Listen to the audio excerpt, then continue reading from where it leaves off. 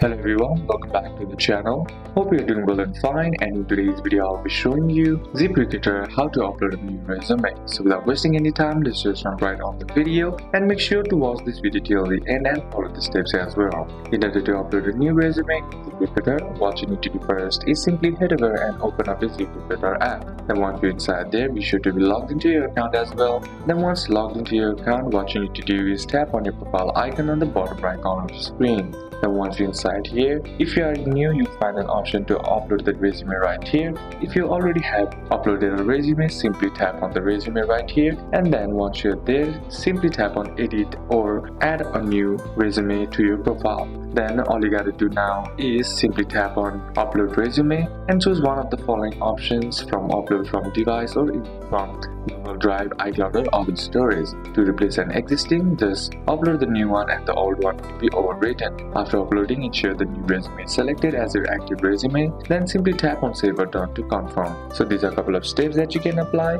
and that's it for today's video guys. Hope this video was useful to you. Leave a like if it did, comment down any questions that you have, and see you soon on the next one.